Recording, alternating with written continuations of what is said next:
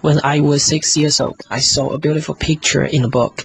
The book was called True Stories. The picture showed a boa constrictor eating wild animals. Here is the picture. In the book it said, boa constrictors eat their food whole in one single bite. After eating, they cannot move because they are so full. They must rest for 6 months. I thought about that for a while and couldn't figure out. Then I drew my first picture with a colored pencil.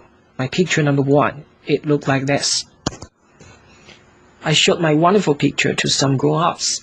I asked them if my picture made them feel afraid. They replied, "Why would a hat make us afraid?" I didn't draw a hat. My picture showed a boa constrictor that had eaten an elephant. And then I drew the second one to help the grown-ups understand. My second picture showed what it looked like inside the boa constrictor. Grown-ups always need help to understand things. My picture number 2 looked like this. The grown-ups taught me to stop drawing boa constrictors, whether from the inside or outside. They taught me to learn math, history, and geography instead. This is how, at the age of 6, I gave up my dream of becoming a painter. I gave it up because the 2 pictures didn't catch attention. Grown-ups never truly try to understand something. And children get tired of explaining things to them over and over again. Instead of becoming a painter, I learned to fly airplanes. I flew all over the world. It is true that studying geography is very useful. I can tell China from Arizona in a single glance. This skill is quite helpful when you are lost at night. I have met many important people in my life, living among grown-ups for a long time.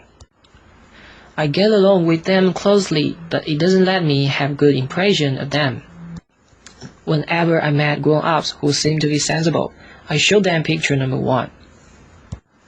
I wanted to see whether they understand or not. However, the grown-up always answered, "This is hat."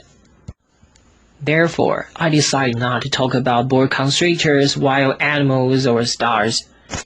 Instead, I talk about things that interest them, such as ghosts, the society, and clothing. And they would think I was a thoughtful man. For years, I have been lonely. I have had no one I could really talk to. Then, 6 years ago, I had an accident with my plane in the Sahara Desert. I was all alone. I knew that I had to repair my plane by myself. Without any help, it was a question of life or death for me. I had scarcely enough drinking water to last a week.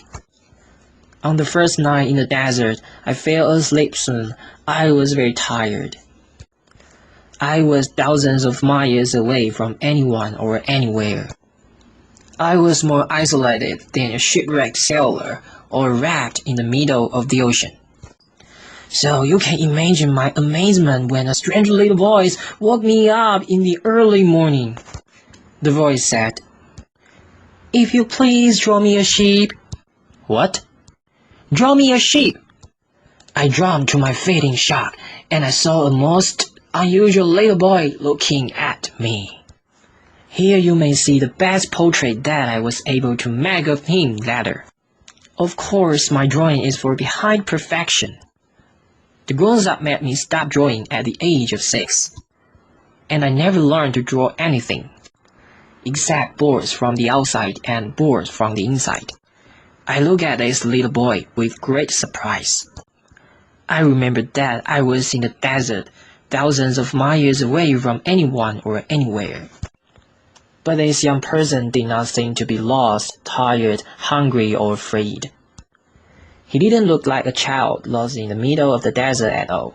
When I was finally able to speak, I said to him, "But what are you doing here?" Again he said, "If you please, draw me a sheep." I did what he asked for. I reached into my pocket. I pulled out a piece of paper and pen. But then I thought of one thing. Although I had learned many things at school, I did not know how to draw. In a rather cross voice, I taught him so.